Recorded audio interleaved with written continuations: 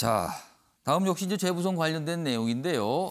주의보가 내려졌음에도 불구하고 참 이런 거는 고쳐지지가 않는 것 같습니다. 다음입니다. 조마조마 막말 선거. 그렇습니다. 상대를 겨냥한 굉장히 거친 표현들. 이런 표현이 등장했어요. 쓰레기. 어떤 후보를 향해서 쓰레기. 그리고 대역죄. 무섭죠. 서울 부산시장 유세전 과열. 지도부는 설화 이불라 단속에 나서고 있습니다. 그런 말 하지 말라는 거죠. 기사 하나 더 있습니다. 중증 치매. 역시 뭐 쓰레기. 거칠어지는 여야. 선거 날이 얼마 없죠. 다가오고 있는데 입 조심령 내려졌다. 이런 내용입니다. 관련 영상이 준비되어 있습니다. 보시죠. 아무리 좋게 표현해도 실패한 정부입니다. 실패한 대통령입니다. 맞죠? 네. 주택 가격 오르는 건 정말 그거는요. 천추에 남을 큰 대역 죄라고 해도 그거는 과언이 아니에요. 4월 7일 날 쓰레기를 잘 분리수거하셔야 됩니다. 쓰레기는 어떤 쓰레기냐? 내곡동 땅 있는 거 뻔히 알고 있었으면서 거짓말하는 후보 쓰레기입니까 아닙니까? 쓰레기입니다. 오세훈 후보가 흥분을 해가지고 과격한 발언을 갖다가 했다는 소리를 나도 들었는데 앞으로는 아마 그런 일이 없을 거라고 저는 봐요. 사실은 우리가 첫 선거대책위원회 할 적에 말 조심을 하라고 내가 당부를 했어요. 근데 아마 갑작스럽게 흥분된 상태에서 그런 소리를 갖다 한 것 같은데 내가 그렇지 않아도 지금 그거에 대해서 주의를 줬어요. 그래서 아마 다시는 그런 일이 발생하지 않을 거라고 봐요. 여야 지도부에서는 이런 막말 이거 막판에 정말 조심해야 된다. 이거 잘못했다가는 큰일 난다. 역풍 올 수 있다. 뭐 이런 경계령이 내려진 거죠, 지금요. 그렇지만 모르겠습니다. 오늘도 뭐 유세 현장이 참 많을 텐데 어떤 말들이 혹시 또 나올지 모르겠습니다. 자, 최영철 편집위원. 역시 선거 때마다 뭐랄까요. 거친 표현, 막말, 이렇게 표현되는 건 입니다만 이런 말의 유혹. 이번에도 역시 넘어가는 건가요? 정치 도의라는 게 있죠. 그런 말을 많이 쓰죠. 법에는 없지만 정치 도의상 지켜야 할 것들. 그런 것들이 대표적인 것이 절제하고 그리고 상호 관용하고 이런 것들이 바로 정치의 도의죠. 예. 그러니까 지나친 말을 하지 않고 상대를 반대자로 인정을 하고 상대를 적으로는 절대로 취급하지 않는 것. 그리고 상대를 악마화하지 않는 것. 이런 것들이 정치 도의인데 지금 요즘 정치판을 보면 상대는 쓰레기고 상대는 중증 무슨 환자이고 이런 것으로 본다면 상대는 없어져야 할 상대 것이죠. 쓰레기는 치우고 없애야죠. 쓰레기를 품에 안고 사는 사람이 있습니까? 우리 정치판에서 도의를 지켜야 되는데 이런 도의에 어긋난 정치 행위가 자꾸만 벌어지고 있습니다. 이러한 것들이 바로 자라나는 학생들에게 정치를 외면하게 하고 그리고 건전한 유권자들에게 정치를 혐오하게 하고 투표할 필요 없어. 투표해봐야 똑같은 거야. 저런 쓰레기 정치인들이 계속 있는 내가 투표하러 왜 가? 그러면서 정치를 더 썩어 문드러지게 만드는 것이죠. 그럼 이런 말이 자꾸 나오면은 아무래도 좀 약간 중도층 분들은 그때 상황에 맞춰 투표를 하시잖아요. 이런 분들이 정치 혐오가 커지게 된다면 투표율을 낮추게 된다. 이렇게 연결되는 그렇습니다. 겁니까? 그런 분들이 제대로 된 투표를 해야 되는데 그런 분들이 투표장에서 퇴장을 하는 것이죠. 그러니까 제대로 된 유권자들, 제대로 된 정치 의식을 가진 사람들이 투표장에서 이탈한다면 결국에는 엉터리 후보들이 뽑히게 되고 정치를 엉터리로 만드는 겁니다. 저는 저런 막말이 굉장히 우리 정치를 썩게 만든다. 김종인 위원장도 계속 말하지 않습니까? 예. 여야 공이 저렇게 인식을 같이 하는데 이제 실행이 중요합니다. 남은 선거 기간 동안 정치인들이 실행을 해 주시기를 간곡히 부탁드립니다. 앞서 봤던 조선일보 기사 다시 한번 좀 보겠습니다. 큰 제목은 좀 봤고요. 여기 작은 제목에 다음 내용이 좀 담겨 있어요.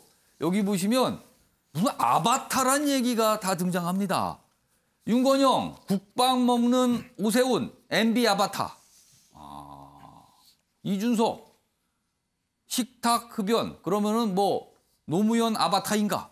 이렇게 손을 받아치고 있습니다. 아바타 논쟁이 갑자기 불거졌습니다. 자, 그럼요. 먼저 이와 관련된 얘기들이 좀 있거든요. 영상으로 확인해 보겠습니다.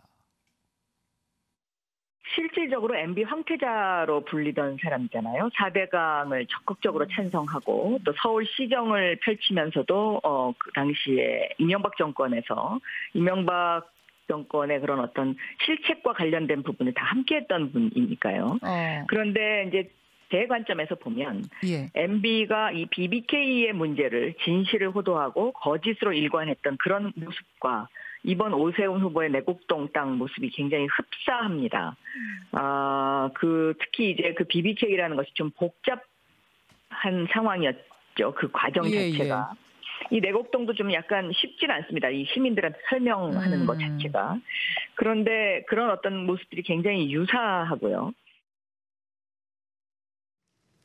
이 정부와 박영선 후보는 똑같은 액수를 나눠주겠다고 하는 이런 시대착오적이고 비효율적인 정책을 버젓이 공약으로 내놓고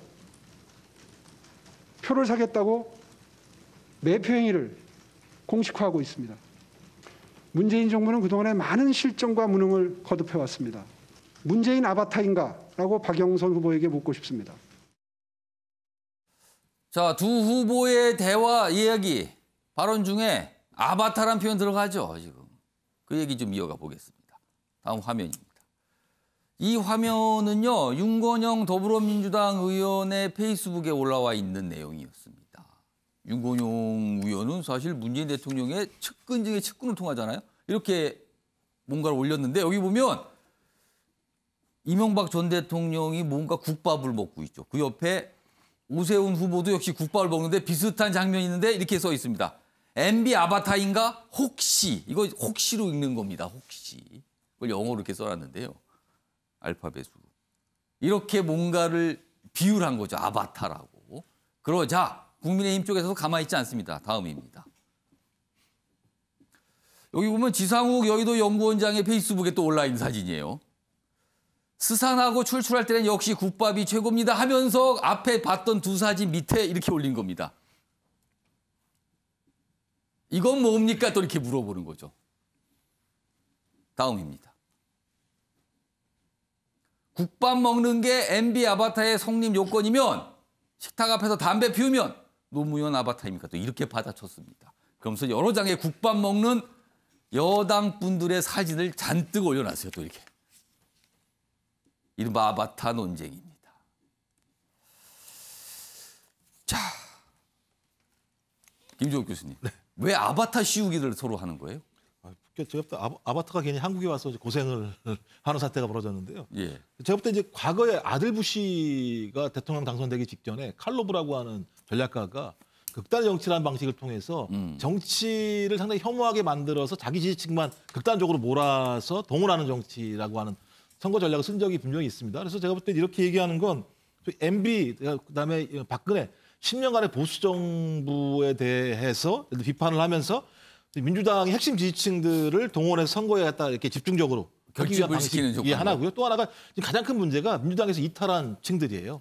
그래서 민주당 이탈한 층들에게 소위 과거 같은 10년 정부 시대로 돌아가려고 하는 거냐라고 하는 것을 환기시키려고 하는 측면들이 이거 기억나시죠? 이렇게 네네. 하는 거예요, 그러면은? 저렇게 해서 국밥을 먹는 걸 봐서 투표를 했더니 서민인주하고 투표를 했더니 10년 동안 보수 정부 고생하신 거 아니냐 이런 거하고 말씀하신 중도층이 투표에 참여하지 못하도록 하려고 하는 다목적인 포석을 한 거라는 생각이 드는 거고요. 말씀하신 것처럼 MB라고 하는 이름은 무슨 생각이 드냐면, 그러니까 적어도 그 가난한 사람들에 의한 정책들은 반대하고 부자 정책들을 추진하는 사람이라고 하는 이미지가 분명히 있는 측면이 있어요. 그래서 그 오세훈 후보 같은 경우도 재개발 재건축 일주일 내에 풀겠다고 얘기하지 않았습니까? 그러면서 10만 원 현금도 아닌 10만 원 디지털 그 화폐 같은 경우는 풀 수 없다라고 얘기하는 이런 것들을 갖다 환기시키려고 하는 것 같고요. 하지만 문제의 핵심은 이번 선거가 소위 민주당발로 시작된 거 아니겠습니까?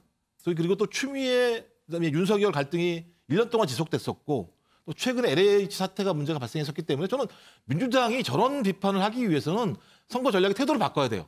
기본적으로 호소하고 사과해야죠. 안 된다면 읍소라도 해야죠. 그러고 난 다음에 아바타라는 얘기를 할 수 있는 건데 자기 태도의 변화 없이 네가 잘못했니 내가 잘못했니라는 논쟁으로 갔을 때 누구에게 이득이 올 것인가? 저는 민주당은 근본적인 선거 전략과 전술상의 자기 태도 변화를 전제로 한다고 생각을 합니다. 자, 윤기호 의원님.